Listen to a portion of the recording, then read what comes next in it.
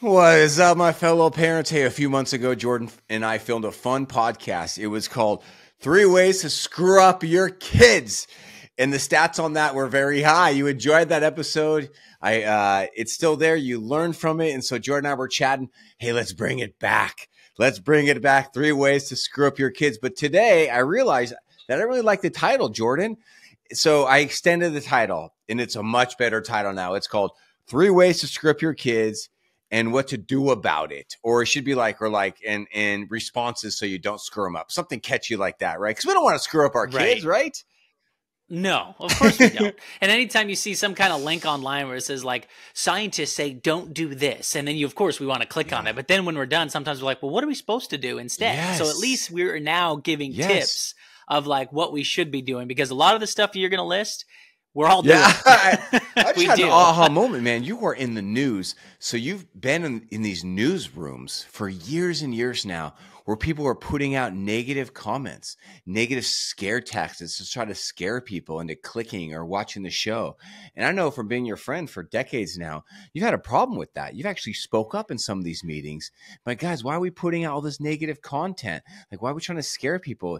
Did I cross the line in sharing that? Or is that accurate of like some of the— No, I mean, it's well known now. I mean, death and destruction sells, people click on it, and they know that. And they obviously are profitable companies, and they want your clicks and they want your eyeballs. But the reality is there have been several news organizations that have tried to do just like a good news platform, and they haven't really succeeded all that well. I don't know if you remember, like during COVID, I think it was John Krasinski came out with like positive I remember news. that. And it actually... Yeah, there was this period where it did really well because it did really, and he ended up selling it to one of these news organizations, but you haven't heard a thing from it since. Gosh, you're right. So it's like, it's just going back to the way it's from always The Office. been, unfortunately. Gosh. Well, anytime. So today we want to make this really clear. We're going to be very negative today, but we're going to be like, but we're not going to be two cranky old like white dudes being negative. We're going to be negative in a fun, positive, uplifting, educational, purposeful way. And so we are really thankful that you're listening to us. And I just want to say thank you to our listeners. Jordan and I are celebrating that our podcast right now on the parenting podcast charts is rated number 3 in the English speaking world.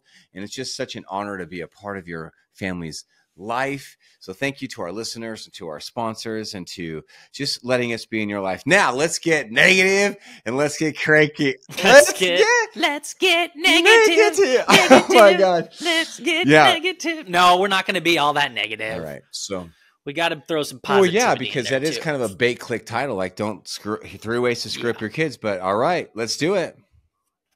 Okay, so as we start off, we've got 3 of the big headlines here that we're going to run forward with, and we're obviously going to start here with number 1. Sean, what is the number 1 way that we can screw up our kids? Or have you seen parents screw up their kids? We talked about this, so you're actually, I really am excited to share this. But Jordan and I, this is coming from Jordan and I together. We both feel this deeply. A horrible way to screw up your kids is let the media parent your child. And you, that's big. And you as the parent, do not parent them. Now, before you zone out or tune off, we have a little twist to this story, everybody. You've heard a lot of people bash on the media, on TikTok, on Snapchat, on YouTube. It's very common. It's not hard to find some parent to be negative. But Jordan, we're both in the media. We are both. You are like a legit media celebrity in my mind. You're on a global news network. You have on the Weather Channel. I have this podcast has listeners all around the world. My videos are seen by millions of people on a regular basis.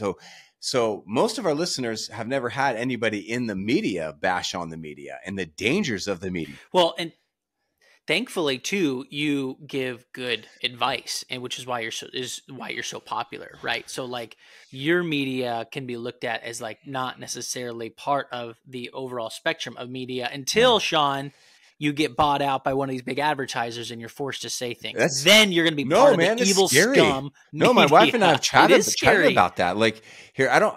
It happens all the time. Tell me a story. I'm going to put you on the spot. I'm going to tell a story first, then you tell a story. Tell me if you can. I always often I'll tell a tell a story. short story right now about something dark you've seen or something negative you've seen, like being in the media like that, if you could. And I'll just tell a short story that I have. Do you want me to tell my story first? Or you got to go. I'll go mine first. Okay. Mine's simple and it's not too dark, but it's basically one of my first jobs. It was in a very small market, and we did this story about Coca-Cola. And we came forward with what something they were doing at the facility, at the market I was in, was doing something bad. Well, we had the advertising side of the TV station come over and say, "Hey, we need to go on air and offer a correction so it doesn't look bad, because Coca-Cola is one of our big sponsors." So we had to like cross the boundaries of ethical journalism, so to speak, which is completely gone, to make friends then with this company because they pay some of these salaries, which if you're a true journalist, how can you do that, right? But they were forced to do that or else you get fired. And we're seeing more and more of that now, unfortunately, and it's terrible. You know, I like how you said my story is not too dark, because my stories aren't too dark either, but that's the way the media is. It doesn't like overtly like come out and like do this crazy negative stuff. It's always like through the side door, or it's through my stories are not that dark either. Honestly, this story probably means more to you or me than anyone else. But I just remember I've been working with young people for 25 years. And I remember sitting with a group of great, awesome teenage boys who I knew very well. And I was kind of walking through life with them, mentoring them. And they were friends, and I knew their parents, and I was connected to them. And so I just saw this group of kids get iPhones and get apps on their phone, get social media. And I saw what they were looking at. All the stupid stuff, all the racism, all the pornography, all the dumb memes, all the like horrible acting out of like pranks. And I just saw these guys change in a period of time. And it was sad. And so my story's like, that is very sad. On the scene story. That is, you know, that could be happening to all of us right now. We don't even realize it. Our kids are like on their phones, watching things, laughing. They're still being their cute selves, but ultimately they're being changed from the inside out. Slow process over time. I'm just thankful that I've kind of moved into a situation where I work for a company now that is just strictly like more scientific, not news based, just tells, you know, what's happening weather-wise. And I love that. I think it's fantastic. It's been the healthiest place I've ever worked. That's great. Getting out of local news and talking about the negativity that some of us are seeing in our market. So I'm really thankful for that. And I'm really thankful too that you've got the ability to have platforms like this, because what we're seeing right now with podcast networks is you're seeing some of these people with good vibes and good news shine, and they're outshining the negative mainstream stuff. Yeah. Here's something personal, like as somebody who makes social media content, the videos that go the most viral for me are sometimes the most controversial videos that I make. So like if I make a video that says why your kid doesn't like you, or, hey, don't do that, don't do this one thing that everyone does, do this instead. Like people get agitated, they get hurt, they get angry at me. They write horrible comments on the video. And so that sends me a message as a social media content creator. I should make more edgy content. I should make more graphic, intense comments, because that's going to make me more popular. And you see how that's just like a horrible like game? Yeah, like psychological, like, right? So, right? It's like what am I really about here? Am I really about helping people, making positive, lovely content, or am I about my own numbers and my own ego? Right. So I have a quiz. Yeah, that's something we all have to balance. I made a quiz for you. All right, and if you're listening to this, I want you to take the quiz. So I had this idea. Okay, so my idea was, all right, I'm going to give Jordan a quiz of all these things that kids do on media, since we're like talking about let the media parent your kids, because the media is so influential and they can parent our kids. So I was like, I should come up with like 4 things that the media does and has influenced our kids. And I'll ask Jordan, of these 4 things, which bothers you the most? That was my original idea, but I couldn't come up with 4. Right. So I came up with 9. Oh yeah. I came up with 9. There's a lot out there. Okay. So everybody take this quiz yourself. It's not like a quiz. It's more just like a question, I guess. Like there's no wrong question. Yeah. Okay. I got 9 options. So Jordan, all these 9 things have an influence on your children and my children, all of our children. Which of these bother you the most? And you can come up with your top 2 or top 3, whatever you want. What bothers me the most? Pisses you off, concerns you, angers you, saddens you, whatever. All right. Number 1 option. A very popular thing on YouTube is pranksters.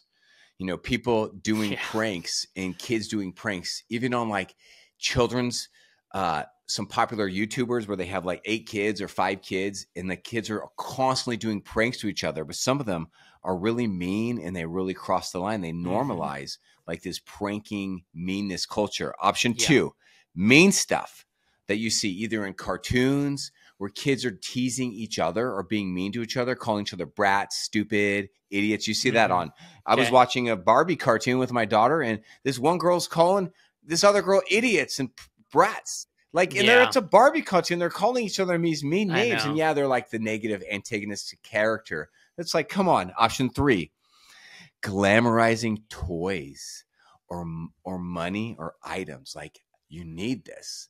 Like, everyone needs this toy. Like, this is so great. Like, buy me this, daddy. Give me that. Glamorizing it.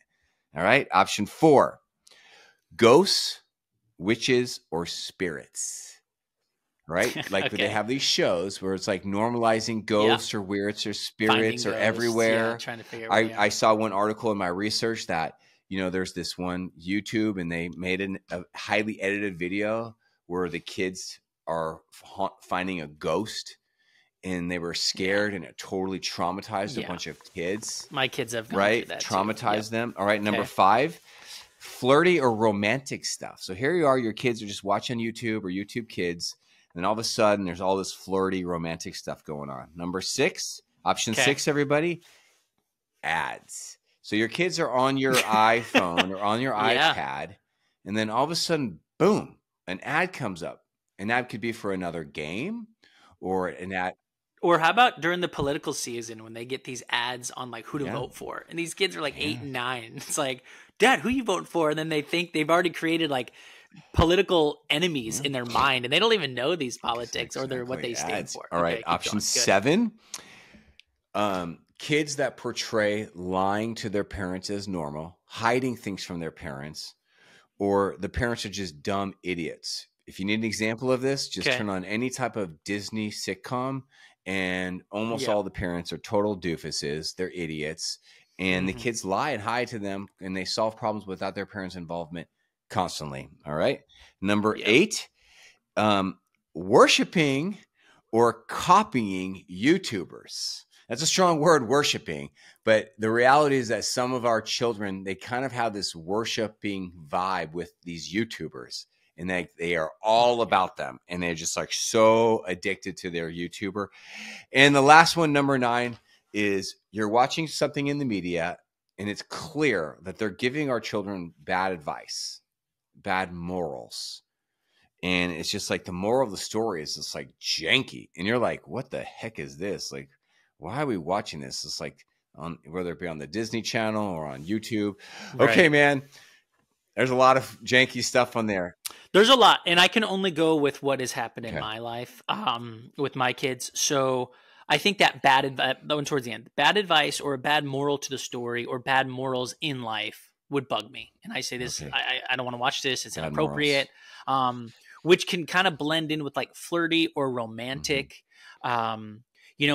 What's sad is we're beginning to see some of these shows that we all grew up with that have kind of changed their morals a little bit, whether it be Sesame Street or, the new thing is like Coco Melon or some of these cartoons, back in the day, it was very simple and easygoing. And now there's an agenda behind it, and it's almost purposeful thinking of how to influence our kids. And that really bugs me because I'm like, what happened to just Saturday morning cartoons? And it was like good story, good morals, and good family dynamic. That's out the window, man. It's all broken family. So that really bothers me. The ghost stuff, I've seen them do it. They dork around. Doesn't bother you. So it says, it doesn't bother you. That doesn't bother me. But one of the things that bothers me is my kids will watch a YouTube video, and like to this day, my son is scared to like sometimes go in the ocean. And I'm like, why? Well, there could be a tsunami. I'm like, what are you talking about? What are you talking? So like things like that bug me because I'm like, dude, you can't like because you saw some like end of the world video. Now it's like I don't want to live near the ocean. There could be a tsunami. That's common, dude. That's common. I've got clients that have kids that are like that, and I actually have a stat that I'll read you in a few minutes about that. So that really bothers you, seeing that how your kids have maybe been impacted or triggered or traumatized by something they've seen. Right. All right. If my kids were to start to do these pranks, though, to like my wife or their siblings, that would be high on the list. But I'm not there yet. Maybe some of you are, and I'm not there yet. Do you have any that you care to share? I mean, the whole list is stupid. Pisses me off, right? The whole I list really is wish great, I want to ask my wife Danielle which of those. I think for me, something that really affects me is the pop-up ads. Actually, it really bothers me that my child is sitting here playing some childish game, on my phone, and it's just like these graphic ads will pop up. I don't know if you've seen some of these ads. Yeah. I've seen some. And it's like, what the hell is going on here? That really gets under my. And then the second thing, as this should not surprise anyone who's been listening to this podcast, the Disney Channel parent really bothers me. That bugs you because I just think it's like a form of brainwashing. Like, imagine if your kid is watching Disney Channel like every day. It's gonna you're just gonna. It's changed. You're Disney's just gonna think too, this is how parents are. You can't trust parents to help you solve their problems. They're idiots. You got to ask your friends. They don't understand you. It's like they glorify broken they do. families. Broken families, unhealthy families, dysfunctional parents, dysfunctional parenting. Yes. And it's just I think it's a form of brainwashing our kids. It really bothers me. And yeah, some of the parents are funny. That's the thing. It's like it's a comedy. I get it. But it's like it's so hard to find healthy parents on the media. I was actually in a group chat with some of my buddies, and somebody mentioned that. Like, if you look at, from Homer Simpson to Phil Dunphy to Ray Romano to King of Queens, like there's like a social norm for some of these very, very, very popular sitcoms. It's the dad is a total doofus, goofy. He's funny. He's passive. He's lazy. And the mom is very on the ball, and she's taking care of so many things. And then she snaps at the parent, at the lazy dad, and she gets aggressive. Yeah. And she gets mean, snarky. Yeah. And that's her form of funniness. And it normalizes something that I don't think is funny. It's like, where are the days of the Cosby Show where you have these really healthy parents, actually? Like Mr. and Mr. Cosby. I don't know if you ever got into that show. It's hard to find sitcoms with two healthy, mature parents. Yeah. Right. I mean, even you can go to Full House, but his wife passed away. So you just had this. What I liked about Full House is it had a family dynamic where it was like, it takes a village. And they were healthy. Family, right. They were good. I enjoy that. Because it really does. Good point. Yeah, they're good point. Uncle Danny and or Danny was the dad or uncle. John Stamos follows me on Uncle Jesse. Yeah, John Stamos follows me on social media. Yeah, like I knew. Shout out John Stamos. I knew when one of my accounts started to get some followers. The Rock follows me. That's so cool. Yeah, The Rock. Yeah, that's that's pretty cool that he watches my videos. That's a good feeling. Hey, so there's three forms of media that I want to get negative on, and I just want to get negative because I want to inspire you, and I want to give you some things to think about. So I've got some stats that I want to share. Here's the first stat. Okay, let's talk about YouTube real quick. Natasha Daniels is a psychotherapist. She works with kids. She's got a website called anxioustoddler.com, and CNBC reports a quote that she said that she's seeing a lot of issues with YouTube in her practice. YouTube is an ongoing conversation in my therapy practice, and that indicates that there's a problem. She said in the last 5 years, she's seen a rise in cases of children suffering from anxiety triggered by videos that they've seen on YouTube. Just like you talked about with your son, maybe. Did she get into? I wonder which videos they're watching, because everyone's got their own algorithm, right, of what they watch. But you've got the big ones. Mr. Beast is big, and there's some good in there that he does sometimes, but there's also some pranksters in there as well. Luke Davidson was one of my kids watched for a little bit. They finally moved on from that. We had to put a squash to that one. And then you've got gaming. A lot of kids watch gamers play. Yeah, they do. And I wonder if that makes them anxious because they're not as good or whatever. And, here's something personal. Here's a quote from acpcspsychology.com. I think it's based out of Australia. I think we didn't have YouTube when I was growing up, but I can see how watching this TV show, it's called Jackass, and I was in I think college age years. So even though I wasn't young, the show was incredible. They still make movies. I love those movies. I love those guys, and my friends and I we copied them. We did a lot. Oh, we You and did. I copied them. I know. I remember, like, how Uh-huh. many times have I put you into a shopping cart and Curb. push it into a curb, Curb. and then you and your buddy Yeah. then fall into the bushes? And so my friends and I man. did a lot of this stuff, and some of it crossed the line. We did weird stuff. We did illegal stuff. We did immoral stuff, and it normalized it. And so this is the problem now. What we see, here's a stat that they came. Google found that, ready, listen to this, 70% of teenagers, that's a lot. 70% of teenagers, what Yeah. we're about to read, this is serious biz, reported stronger relationships and engagement with YouTube celebrities than traditional celebrities. Okay, that makes sense. Because that's where Not the only eyeballs that, are, right? but 40% of teenagers reported that they believe their favorite YouTube content creator understood them more than their real life friends. Yeah. No, I know. really. I hate, that's one of the things that triggers me too. When kids are just like, you just don't understand. Oh man, I'm just like, A, we've been in your shoes. B, then help us understand. Don't just sit here and complain. And they do that a lot with these How shows. about this? The future, that makes the sense. future is here, everybody. You ready for this? Bridal found in 2017 found both human on YouTube, both human created and bot created content is now coming. And this was in 2017. Yep. And these bots, they use child-friendly characters such as Peppa Pig or Marvel superheroes and place them in extremely violent and disturbing situations, such as Peppa drinking bleach or eating her father. What humans initially created through the website, through bot creation and this recommended algorithm, such that hundreds of these videos can be created in a week.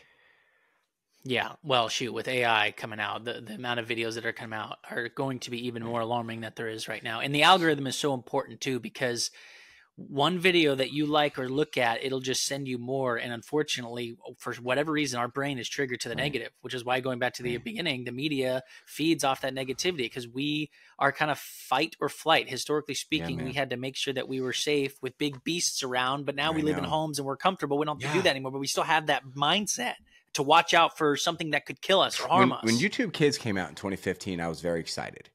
That was almost 10 years ago. Because I really thought, wow, this is going to be a highly edited, safe place for children.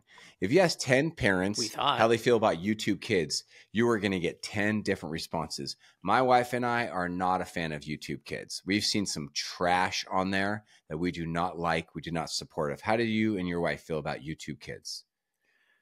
Yeah, so it's better than YouTube, but it still has definite flaws, and you have to be mindful. It's like being a parent now these days is so much harder because of the technology, and we have to be on our A game as parents because we really need to have these boundaries within the tech world. And some of us don't do that. We trust our kids, we let them be kids, but the problem is that's terrible advice to just let them, fly on their own. Push them out of the go here and watch YouTube YouTube Kid for 2 or 3 hours. But here's part of the problem that we haven't. No one's talking about this. I don't think I've ever talked about what I'm about to say, and I would like to think that in 10 years this problem is going to be fixed. Let's chat for a second about autoplay features on YouTube Kids. So here you go. When we were growing up, you'd watch an episode. And then you'd have to watch the cartoons. Your parents could see what you're watching. And then if another episode came on afterwards, it was very clear. Now with autoplay episodes, you do not know. Yeah. You not only do not know what your kid is watching, but YouTube is now deciding what our kids are watching. Right. That is screwed up. Here's a politician wrote this because this politician did a lot of research into YouTube Kids on their autoplay feature. And Vox.com reported this quote that says, if you're a 6 or 7-year-old, listen to this. This is dark. If you ask me, this is dark. If you're a 6 or 7-year-old child, you're basically watching what's recommended to you, Representative Lori Traham said. If you combine that with the endless loop of autoplay, then if you're sitting next to your child while they're watching YouTube, that can get away from you pretty quickly. So you know what's a great way to screw up your kids? Let the media parent your kid. Let the media parent because them. they're going to do it. They're going to do it. They're going to autoplay that crap. And it's so easy though, man. It's a free babysitter. You know, it's like it gives you that second of breath.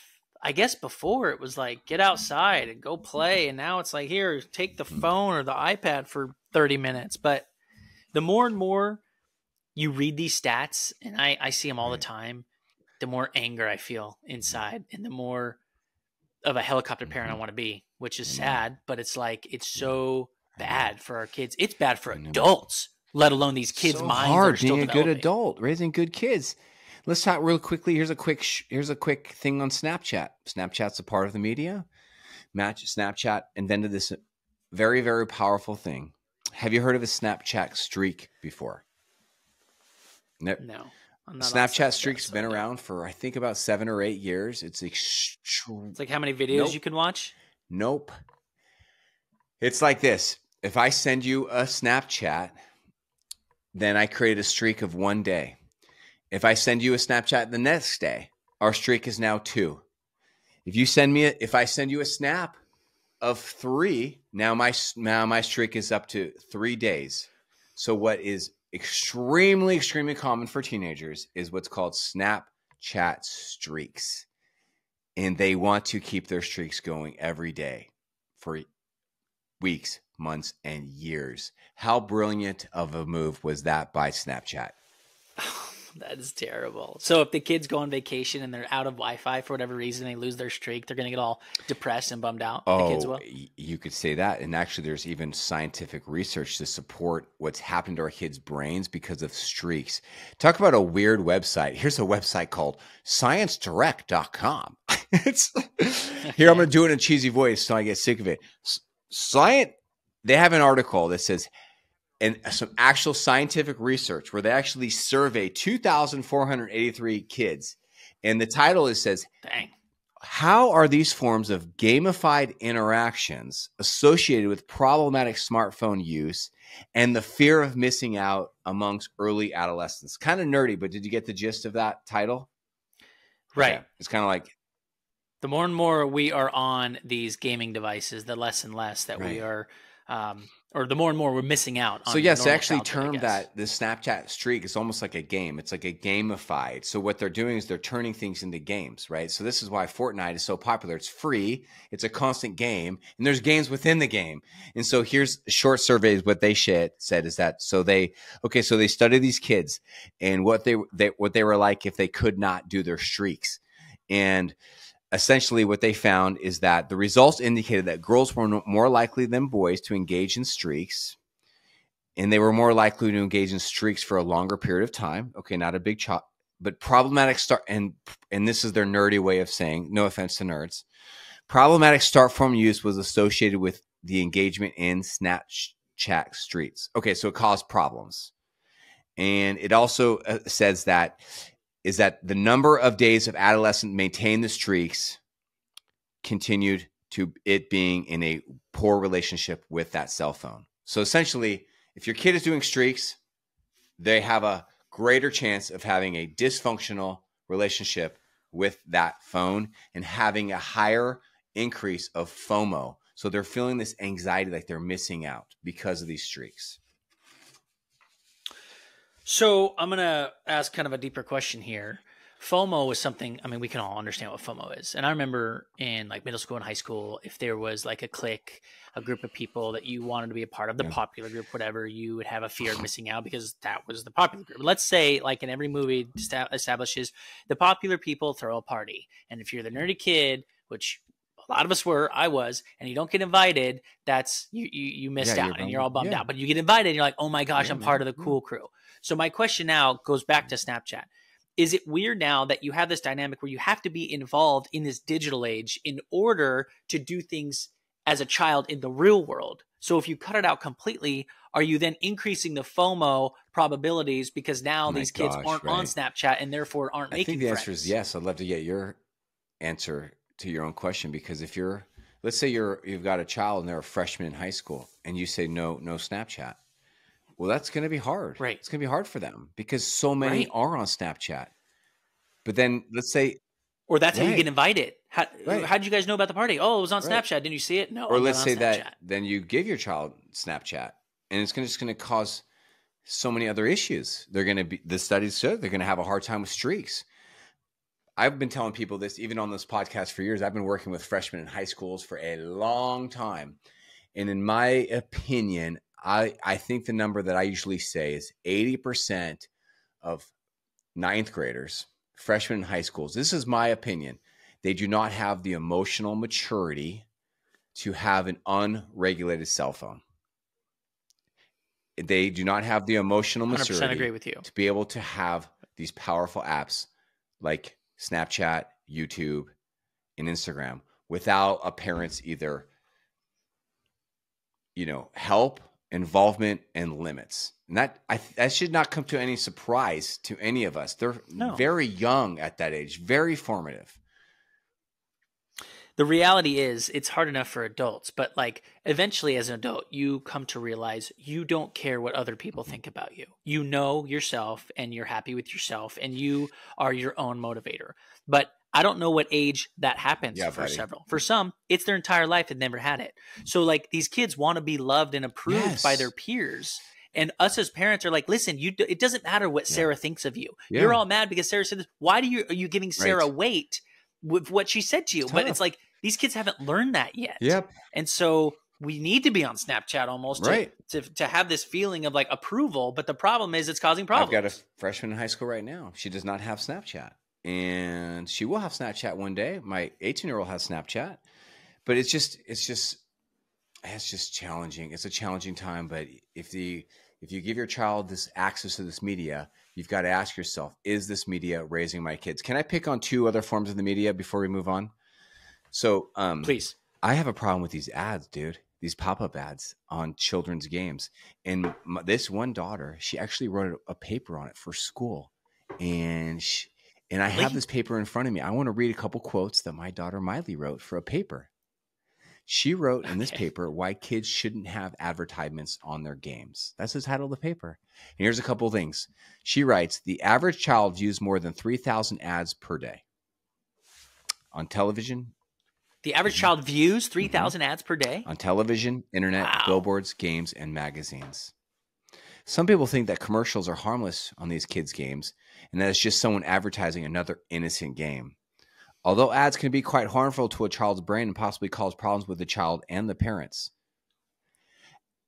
Listen to this. Have you ever been watching your child play a game on an iPad and all of a sudden an ad pops up and you see that the ad is showing a woman having her clothes taken off into her underwear, or two people kissing, or two women kissing each other, making out? No, I haven't seen this. Well, I've seen it. Is it a movie or is it a game? I've seen it like dozens of times, and I've learned that on these games, some of them are rated 4 and above.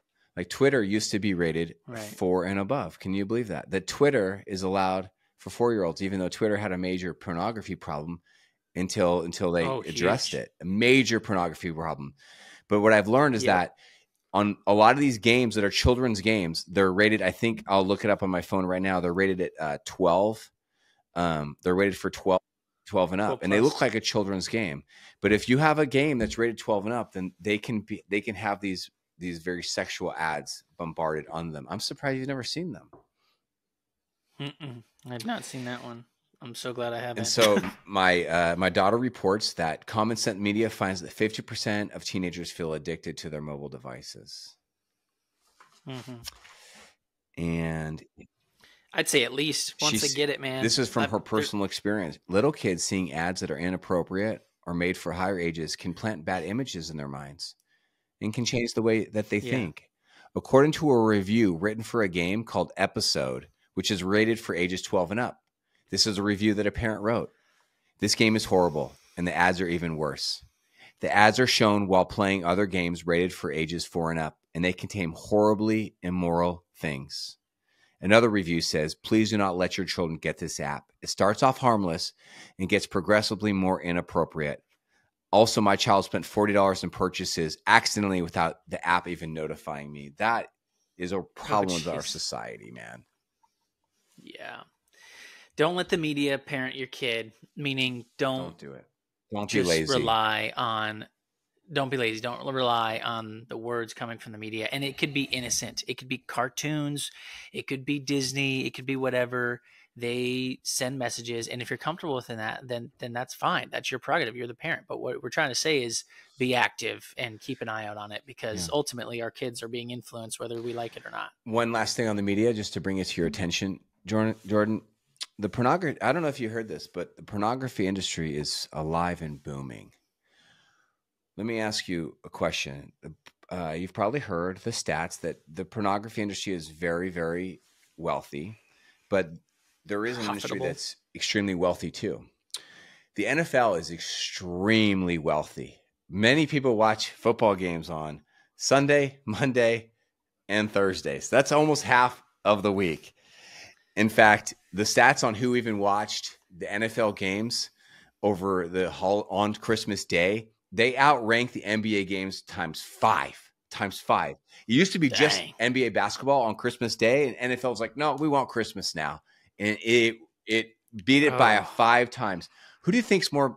And you think about all the NFL memorabilia that you own and people wear. You go out and you're going to see NFL memorabilia. You're going to see shirts, hats.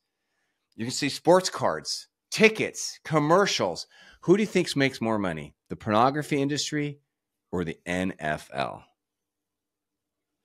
It's weird to think, especially when you list everything that we all own when it comes to professional sports. I mean, you see it everywhere. And pornography is like this hidden thing where it's not talked about as much and as common. But I'm assuming you're going to say the pornography industry. I'm not going to say that. I'm going to surprise you.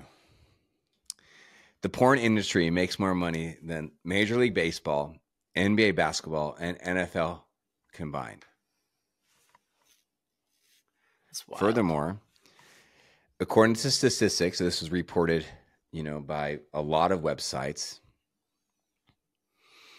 Porn sites get more visitors each month than Netflix, Amazon, and Twitter combined. My mind is just shocked right now. In fact, one specific porn site, Xvideo, on its own, is bigger than Dropbox, CNN, and New York Times combined. That's crazy. It's sad. MindGeek, who owns Pornhub and other porn sites called Brazzers, YouPorn, and Reality Kings, is one of the top 3 bandwidth-consuming companies in the world. The other 2 are these small little websites, you might have heard of them, called Google and Netflix. So I used to do a lot of speaking in freshman health classes. I would be there to give a part of this nonprofit, and then we'd be talking about healthy choices, loving yourself, self-esteem. And I would ask the group this story. And I would say, guys, everybody, ask me this. Raise your hand and answer this question. What would a 9th grader be like if they grew up on the media? And they grew up at a young age, just on Snapchat, watching political ads, watching anything on YouTube, watching rated R movies, looking at pornography, and no adult ever said to them, hey, little guy, what you see online here, this is not real. Like, you don't want to be acting this out. This is just entertainment. It's just, you do not want to do what you're seeing on these movies, on this YouTube, and in this pornography. This is all distortion or a version of reality. No adult ever spoke wisdom into that. What would this freshman in high school be like? And take a guess. I think you'd probably know. What do you think their answers were? I was going to ask if you asked. Oh no, they would raise their hands. They would raise stand their hands. Up and talk. Shoot, I don't know. Me as a 9th grader, what would I say? Would some say, well, we would just regulate it ourselves? Would some say, well, we would just keep doing it. If no one told us it was wrong, we just would probably keep doing it. Yeah. I don't know what their answers were. My favorite answer was the kid who didn't answer, who just had huge eyes, and you could tell they were thinking. Oftentimes, the most popular answer was, that they would be popular, and they would be just a horrible person, extremely selfish. Some would say that they would be dead. Some would say they would just have no boundaries. They could be in jail. They could just like have no friends. They would just be so hard to be around. And it was good listening to their answers, because I think all that would be true. And you know what? That was a great question you asked. They've never had that question asked to them before. I love it when you can ask questions, and parents, we're all included in this. We can teach through questions. We can set up a story, like Sean says, and say, what would you do if, and let them come to the conclusion themselves, instead of us just saying, hey, get off that device. You put a question like that in them, and then they're going to come to that realization on their own. I don't parent with questions much. I should, because it's good. That's a great question. Yeah, that's actually a good transition, because today's episode is not 3 ways to script your kids. It's what to do about it. Yeah. So let's ask the family coach. I mean, obviously, we come to the conclusion that we're never letting our kid watch YouTube ever again. Right. But the reality is, no, that's of course not going to happen. Yeah. So what do we do, let me tell you coach? some thoughts to come off, and I'd love to hear your thoughts, because this is heavy duty. We're being pretty negative here, and let's do something about it, because these things are a part of our lives. They're not going anywhere. Your kid may not have YouTube right now or Snapchat right now or be looking at pornography now, but they will at one point. Very likely these things are, how do we, so here's a couple things that I thought of. One is say no to as much as you can for as long as you can. Kind of makes sense, right? Brilliant. I have a new client, and he's like, yeah, we made a big mistake. We gave our 7-year-old a phone. And now she's 12, and we got major problems, right? Dude, we've got a friend in the neighborhood. It's 9 years old, just got a phone. And I'm like, way that too is young. not what you want to do, man. But I can't parent other parents. So I'm just like, okay. Number 2, create predictable rules. Predictable rules, structure. So a couple of rules I have in our family is, this is just works for us. You could do what you think. When we go on a car ride, my daughter knows that she's not getting a phone. Sometimes on longer trips, we give her a phone, but it's just predictability. Like if you go to sit down at a restaurant, don't expect to have a phone, and you're not playing with that stupid tablet they give you at the things. We used to have a rule when our kids were younger. There's no TV on school days. So don't even ask. There's no electronics on school days. Great. Now that was very conservative. We don't have that anymore. But there's just, tell me a couple rules you have. It's like, this is the rules. Don't ask. We don't want to argue about it. You got any rules like that around screens or media that's just predictable rules? Yeah, I mean, it's an hour of tech time, and that is all you get. Sometimes when they get in trouble, we still we'll remove that free time for them, and then they will know not to ask anymore. Man. And that's just the way it predictable. is. Yeah. There you go. No discussion, no whininess. This is so key. I was talking to a mom inside my membership yesterday, because she's got some problems with her kid with screens, and she's not using number 3. Number 3 thing you can do is use technology to install limits on all these screens. So short version is that's good. You don't have to be the bad guy. You don't want to do emotional parenting around screens. Use a site. Turn off the Wi-Fi. Use a site like Net Nanny, or use your Wi-Fi, use your AT&T, use a site like bark.us, or use Apple's built-in screen time features. Use the parental units on the Switch or the Xbox, and set it up and use those things so that you don't have to do emotional parenting around these things. I think it's a super helpful tip. I think that is helpful. In fact, I was looking into that the other day. Now, are all these you have to pay for, or are there some are free? Like some are free, and some you have to pay for. Okay. Yeah, but they're just so helpful. Like, why would you not? It's like putting a safety on a gun or a safety seatbelt. Right. Thinking of that. Tip number is, think of all these screens as a rifle or a car. A rifle in a car is a very, very dangerous device. And you've got to realize that all these screens are extremely dangerous, and you want to teach them to your children that how dangerous they are, and to realize that this whole dynamic is either built or broken on the word trust. I'll have a whole new episode or other stuff on that. Trust is so key. Don't you think? Okay. Yep. Next tip would be hyperactive in your child's until freshman year. Be super vigilant until freshman year. me as a parent be super vigilant? Yes. And then I can let up You need give to. some freedoms. You've got a young after adult that who's time. going to high school. It's like you got to start loosening up. Yeah. If you're still trying to micromanage and hyper control everything in a freshman's life, you know, it's not going to work. It's going to start causing problems. Does that kind of make sense? Like, you've got a young adult, you got to start. Yeah. And if you feel like they're not ready for a device at that time, well, then do what I tell you to do. Use the limits, get the devices, or just take the app away if they're not ready. Right? Okay. That's good. That's good. Lastly would be, this is very key. Talk about how you feel. Talk about how you feel. The way we connect over and the way we defeat the media is not through lectures, pep talks, punishments, scoldings. It's about feeling, speaking in the heart. Yeah. So like when I see these horrible ads, these sexual ads of women being stripped down on an iPhone game, or people doing perverse acts, sexual acts as an ad, I tell my kids that really makes me sad. That really makes me angry that you're a child and this is happening. Let them see your emotions and your humanity when you see a violent, ad come up, or a political ad, right? Does that kind of make sense, dude?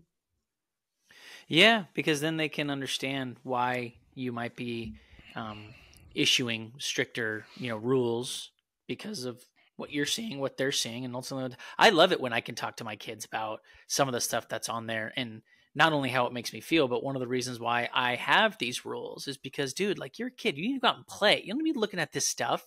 You don't need to be looking at which politician in the state of Georgia is bashing another politician. Like, come on, man. Like, that should not worry you at all. Yeah. So again, we went through a lot on just topic number one, but the moral of the story is, do not let the media parent your kids. Do not let these devices, even just these movies. I mean, shoot, they've had to change the rating system. It used to be, you had NC-17, you had rated R, you had PG-13, you have PG, you have G, but they've actually changed some stuff to allow things that used to be rated R now slide to the PG-13 category. So curse words are allowed more. Some sexuality is allowed more. It's terrible. They've changed the criteria. And so even if you think, hey, this is honest, the rating, I'm going to trust the media because there are people out. Don't trust them. Don't trust them with our children. So that's number one. Let's go to the second way. Won't, and Jordan and I, just so you know, listening, we're not going to spend as much time on these things. We really wanted to hit the media hard, and we hope you found that helpful and positive, inspirational. And so we don't want to screw up our kids. The second thing that Jordan and I came up with is a little bit of a grander statement is, Jordan, let's not let society parent our children. If we let society, just trust society, parent our kids, I think it's really going to screw up our kids. I don't think it's trustworthy. Oh, 100%. Society says, what's the stats of how many people are divorced? Society says this is healthy, when the reality is it really healthy? Like, let's look at the food diagram for a second. Like, should I be feeding my kids this? Society says anything. We could pick a category, whether it be medicines that we have to give our kids, and it's like, well, society says that we're supposed to be doing this. And it's like, your child, your family history, what's best. So don't get pressured by society because society is telling you to do something if in your gut it's telling you that it's wrong. And I remember when we had our twins first, my wife came to me with something society told us that we were supposed to be doing. And she said, in my gut, this feels wrong. And I can't tell you why. My motherly instinct is on fire right now. And you have to trust me, and you need to do some research with me. And so we did it, and we totally changed our mindset because society said one thing, and we were supposed to just trust it. Can I tell you something I love? I love Costco. You know what I love about Costco? What is it, like $1.99 a hot dog or 99-cent hot dog, whatever it is? But $1.49. That food is so good. It's so bad for you. I think most people, if you were in that exclusive membership called the Costco, I think you probably love Costco. There's so much to love about Costco. It's a great business model. You know what I don't like about Costco? The gas lines. I love the price, but dang, trying to get gas at Costco, you're getting a fight. Yeah. It's like, is saving like $2 on your gas really worth 20 minutes of your time? Here's some thoughts on parenting in Costco. I think there's a lot of reasons why we love Costco. they know us. They do market research well. They know what we want and what we don't like. They are always coming up with this perfect algorithm of like our old products that we like and then throwing in new products. They have a way of just helping us to feel good and buying in bulk and feeling like we made a good deal. And have you ever noticed that you got a deal? It can be really easy to fall in this trap where you just keep buying whatever Costco is selling you, like even at Christmas, which happened. Dude, you're not talking about just Costco. You're talking about consumerism, man. Think about the sales. It's like we got to go shopping day after Christmas sale. We got to buy because we're saving. It's like, how are you saving if you're buying? You're not saving. You're just consuming. It's just more it's stuff. Like Costco is here, and even one of my relatives, like they bought a bunch of great gifts for everybody. But half of the gifts they bought at least were from Costco. And I'm not judging them. They were great gifts. But here's what I've noticed about Costco, especially for like middle-aged men, that if you could easily start buying all your clothes from Costco. They have some good brands there now.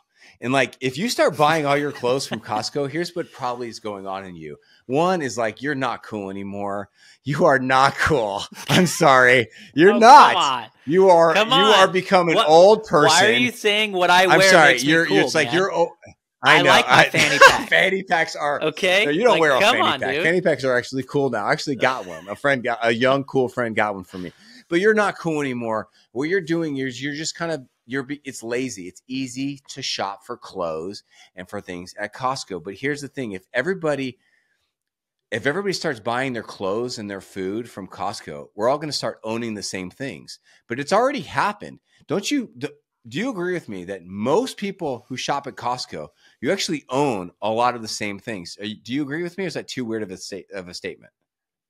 I mean, you're probably right. I don't know. I don't shop at Costco, so I don't do. So if you go to someone's house who shops at Costco, you're going to see that they have a lot of the same things. But here's the moral of the story is like, if you just go along with society because it's easy and you just do what society tells you to do, the stats are going to show up not in your favor. Even this, here's an interesting stat.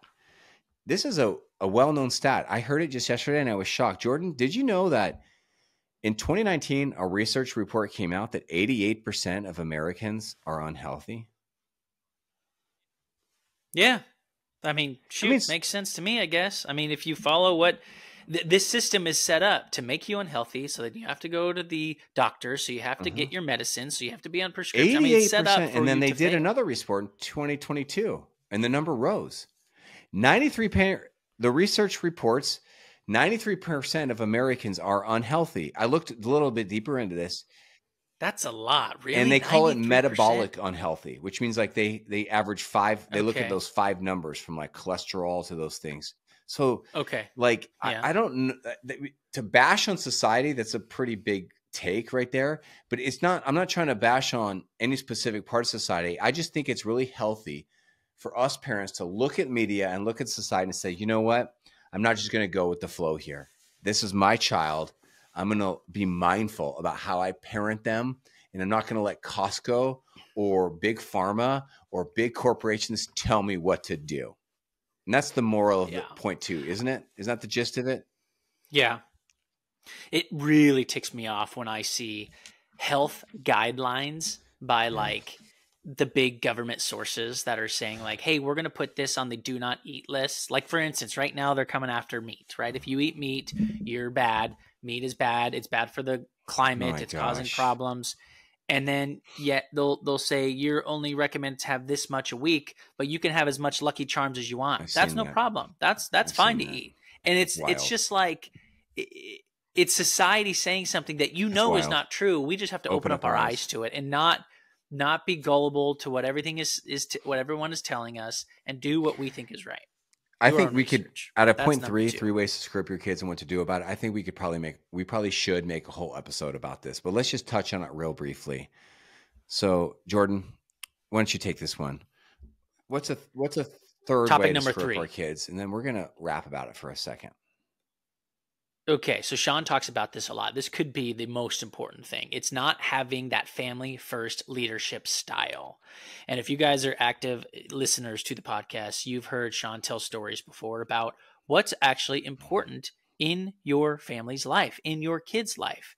If you get into a fight with your kid and you don't resolve it and you have to take them to practice and you have things to do, the reality is this little moment is going to multiply and cause big scars down the road. And so what we really need to do is figure out how to focus on family first.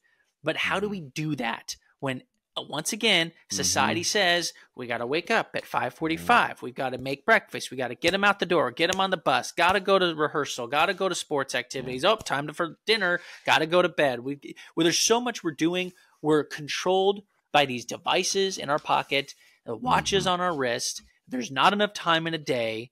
And so, Sean, your advice is great, having these heart-to-heart connections with our kids, but some of us are just like, dude, I don't have time for any of this. Well, Jordan, when Jordan and I were crafting this episode, we actually paused and we chatted for a second and we asked each other, okay, if your family is not first place in your life, what else could it be? And we actually came up with a list of things that for some parents, this is their number one thing. They don't actually put their family first. Their parenting style, their leadership style is, believe it or not, they might say family first. They might have their last name tattooed on their back, right, but they're actually not living it out. And so, Jordan, we made a little list, and so we did. I'll start off. Here's what I think for some people have first place on their list is work. Work. And the tricky thing about work, Sean, is we could use that as an excuse to have a family first. They do. I think mindset. People do all the time. They defend it. Well, I got to work. I got to pay for a mortgage. I got to work. I got to pay for the car. I got to work. I got to pay for your band practice. I got to work. I got to do this. I got to work. We got to go on vacation. I got to work. You need clothes on your back. And so, which is true. Don't get me wrong. We got to work. I get it. Okay. We're not trying to judge you. We're just trying to open your mind. Let's say you have two parents in the house, which is great, but they both work and they both work a lot. They work more than 40 to 50 hours a week. Yeah. It just makes me wonder, just for you to think about, are you really putting your children and your family first? Or are you really prioritizing work? I'm not saying you are or you aren't. I'm just asking a hard question. Here's a stat that I found from clockify.me. I know. That's a website. Research indicates that workaholism affects 27 to 30% of the general population. So could that be something that people are like, you know what, they might say family first, but it's really not the case. They like working. What about for those families? What about for those? Okay, so these are the people that like are choosing to work over, like, because some people have to work, right? It's like, I work 3 jobs. I'm a single parent. I got to work 80 hours a week just so I can pay rent. Those are right. Are we going to label that wonderful single parent as a workaholic? Right. Or what about the parent who's got debt? They don't want to do it. And they're grinding. Does that mean that their priorities are out of whack? Right? Probably not, right? They're just an awesome parent working through debt. It's just such a sensitive, so we don't want to judge anybody. How do we separate those that are a workaholic versus those that are just trying to provide? Oh gosh, what a question, right? Right? Yeah. Everyone think about that. How do you separate? And how do you separate that to what your kids think of you? Because that's even harder. Well, I think you're answering the question. I miss little Johnny's birthday because I had got called in. I'm a nurse, and I had to do there, or I'll be going to get fired. And then little Johnny says, "Well, you're never here for any of my games. You're never here for any of my." I don't know the answer to that question, but I think that, let's say someone's asking that question. Maybe I'm a workaholic. Maybe I'm in that 30%. I mean, 30%. That's high. That's almost a third. So if you are working a lot, you should need to ask yourself this question. Do you have a healthy relationship at work? And I'm just repeating what George just said. What if you don't know? What do I do about it? And did you notice I didn't answer the question? Because I didn't know. But I think you gave us the answer. Rhetorically. One way to find out, evaluate your relationship with work is to ask your children. Ask your question. That's your idea. Ask your kids. You said it. You're right. I didn't think about that. You answered it. But you're right. Let's ask our kids if they think Here's another way to evaluate. I wrote this one down. I think home life is really freaking hard for most of us, man. Yeah. It's really stressful. Marriage, home life. And I think That's because they build these houses and they don't like put big slides out of the second story down to the ground, or like a big jumpy house inside. Like, why can't we make our houses more fun? Yeah, a whole trampoline room. Just get out of my face, kid. Right. Go on a slide. Like, come on. Right, it's just so stressful Right. being a parent. And if you're a working parent, that could be even more stressful. But if you're a stay-at-home parent, that's so stressful. And I think for many parents, they find their joy in work, their peace, their identity. They get their emotions met in work. And I think one of the reasons why people choose workaholism over their kids is because they just enjoy it more. And they just need to be honest with themselves. That's why they're a workaholic. It's the same reason why an alcoholic. Why are you drinking right now? Why are you drunk when you should be here being a parent, loving, teaching? I'm a better parent when I'm drunk, Sean. Let's be honest. All right. It's like I laugh more. I joke around. I'm willing to play. No, like that isn't that. I mean, this is why let's compare workaholism with alcoholism for a second. Here's a stat from Caron.org. Not Karen, Caron. I was surprised this number is not higher, but 6% of adults in the U.S. have an alcohol use disorder. Only 6%. Oh, it's definitely higher. 1 in 12 men and 1 in 25 women. Here's the sad thing. CDC reports in 2018, 2/3 of adults. Oh, no, that's not. They report among adults ages 18 and over, 5% are engaged in heavy drinking. Again, I thought it would be much higher. And what that means is, what is heavy drinking? It is. Just go to the colleges. What is heavy drinking? Heavy drinking is per the CDC, 14 alcoholic drinks per week for men, and more than 7 drinks every 3 days per week for women. So that means if you're having a glass of wine a night, that's 6 drinks a week. But if you have one more drink or as a woman, then you women on CDC's, you're an alcoholic. You are in that 5%, and you are a heavy drinker. Isn't that interesting? Because the media glamorizes, and even TikTok, they glamorize this form of comedy for women. I need more wine. I just my wine and coffee. Mm-hmm. But if you actually do drink a glass of wine a night, you are in that 5%. That's interesting. That is interesting. And, I had a thought real quick when it comes to the workaholic versus the alcoholic. And I found myself unbelievably lucky with this, but finding an employer who is a family first focus. And I want to just put some hope in you right now, because as people who need a job, the employers also need employees. So there's this symbiotic relationship with both. Okay. And yes, they could say you're easily replaceable, but you can also find an easily replaceable employer, right? Now, if it's at the salary you want or not, I don't know. But what I'm trying to tell you is, when you're looking for work or want to look for work, why don't you ask them, how family first are they? Because there are going to be moments when you're like, I have to leave right now. And you don't want to be with that employer that's like, if you go, you're fired. You want to be like, yes, go, take care of your family. And I think that's something that we as employees, we're a heavily employee-focused society. If we can rise up and think like this, it's going to change our culture that's just completely. 5-star advice, because so many people listening to this, they feel trapped. I can't say that because I get fired. No, you're not trapped. Just last night, I was watching an episode of The Office, and Michael Scott, it was after one of those later episodes when they got bought out by Sabre, and the new boss of Sabre is making everybody stay late on St. Patrick's Day.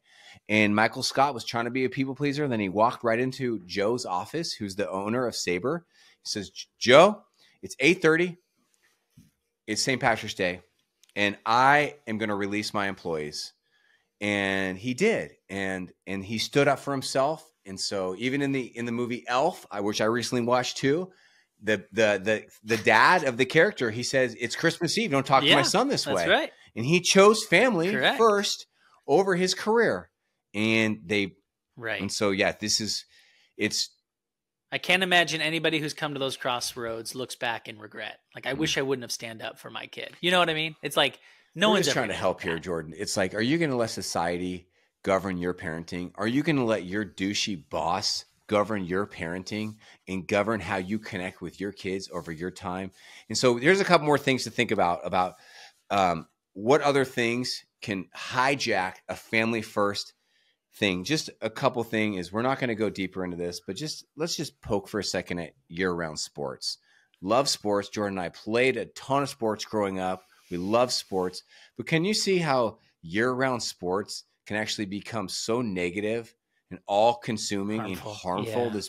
Can you see that, Jordan? How that could actually become? Oh, I've seen it. I've seen it right now. You get these cliques, these groups. It's like, well, they do it all year, so they're part of the big basketball crew, or these boys have been playing since they were 9, so they've got this clique, and it builds camaraderie. But also, it can be very harmful to anybody coming in late. If you don't feel part of the club, it's very. I think the best way to parent this is just to make sure that your kids are open arms, be welcoming to everybody, right? Not be into part of this clique, which is hard because we all want to be part of the crew. We all want to wear the fanny packs and have the mullets, right? It's like we want to be cool. So it's fanny like we want to be the cool kids. Those are what the cool kids are wearing now. Fanny packs and mullets. That's a good call. I know. Yeah. And lastly, this is not as common, but I have seen in some situations like, okay, if you don't have a family first mentality, I've seen some families, they choose academia over family. Here's what this means: that their child is studying constantly and they're just grinding them on grades, and they push so much their academia or trying to get them into a college, and whether it works or not, it doesn't matter. They send a message to this kid: the most important thing in your life is not your family. It's not how you treat your brothers and sisters. It's not how you love people. It's not how you mature. It's not how you becoming a lovely adult with high mental health and esteem. It's about academia here, and do not let that or anything screw up your kids, everybody. We're throwing out movies. I just watched the old school movie, Johnny Tsunami. Like Johnny Tsunami. Watch that with the kids. Your son's got a tsunami issue, though, bro. So why? No, I know, but his name is Johnny Tsunami because he's a big wave surfer. But anyway, they do that. The dad was so much into academia that he wouldn't let his kid be his kid. And he's like, you need to go to school and you need to study. And it was just like this big teaching moment of like, you are not allowing your child to be the child that they, be the person they want to be. You're trying to force them to be what you want to be. All right, here's a very deep question. Let's say, as we wrap up our episode, let's say someone's listening to this and like, I really want to do this. How do I do this? How do I create a family first mentality, Jordan, Sean? How do I do it? Because I think I'm missing the mark. I think I'm off. I think I've really been kind of like, you're reaching my heart. I feel maybe convicted or like I'm a little off. How do I bring it back to my leadership style? Jordan, what would you say to that? I would say that's a question a lot of us are asking right now. I think that's something that we all need to really look inside ourselves and to figure out how we want to address this as parents so that we can make sure we have this dynamic. And it's ultimately just reflecting on how we are as parents. And sometimes we need to do that. When you sit back and be like, how was I this year? Going into a new year, how was I last year as a parent? Let me talk to my kids and ask them what they thought. And what do I need to change going forward? How do I need to make this person better? That's good. I need more time to like sit with you, talk to you. Let's go camping this year. Let's find time where we put the tech away and we simplify and we can just talk to each other. Let's go back to sit down family dinners and just talk to each other about the day. We've kind of, maybe we got away from that. Let's bring that back. I think 2 words that I think you're talking about is you're really talking about mindfulness and you're talking about intentionality, right? Because we're all going to drift, aren't we? There's just so many distractions to drifting away from what's truly most loving and most important. Isn't that true? I know I drift. I'm like in the business. I'm the family coach and I drift from my family, right? I drift from where I want to be. And it doesn't have to be. I remember when I was a kid, my neighbors every night, 6:00, dinner time, they knew. It was that predictability you talked about. And it was dinner at 6 every day, no matter what was happening. They dropped everything and it was family time in that moment. Yeah. So if you can even start off by doing something like that twice a week and then expand it, which will allow the family to grow. The word that I'll share to answer that question is habits. I think there's a famous book that's out on the power of habits and the psychology of habits. It's called Atomic Habits. We've talked about it on this podcast before. I think habits, you want to change your life, change your habits.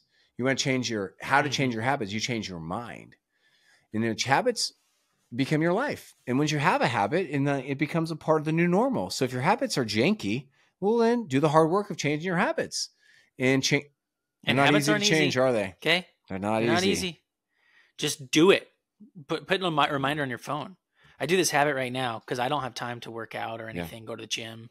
I'm full on dad mode of, I can make excuses all day long, but what do? Wake up at 4 a.m. for work, and I do a workout right when I get out of bed. It's terrible. I hate it. I don't like it. And every day after I'm done, I'm like, I'm so glad I did that. Habit. It's a habit that like some of us don't want to do, but you do it, you're going to be better. Jordan, one of my highlights of Christmas Day was, in my attitude of gratitude, is my oldest daughter. She's 18. She lives on her own about 3 hours away, and she's got a great job in sales. Her name is Maddie. And with her own money, she just bought everyone in the family, including her own grandparents, these really nice, very thoughtful gifts, personalized. And it's just so heartwarming that she was able to share love and share her own finances, her own resources, to put so much time into like, it's like she's an adult. She's a loving family member. And it just warms my heart. And I'm just thankful to have her in my life. And I'm really proud of her. Tell me something you're thankful for. I'm thankful for this year that I wasn't the Grinch that I always was. Because I don't like consumerism. I'm going to be honest with you. I don't like stuff. It gets in the way, causes trash. They don't like it. But anyway, my wife was so good this year, and she almost did a heart-to-heart with me prior to Christmas, saying, hey, you've been like this, and I would like it if you're like this. This is what we're going to do. We're going to be a team this year. You're not going to make me buy all the gifts, and you just sit there. You're going to be part of the process. So it was this teamwork exercise that actually made this Christmas so much better because I had a smile on my face the whole day. It was great, and I'm thankful for that. Thank you for letting us be a part of your life.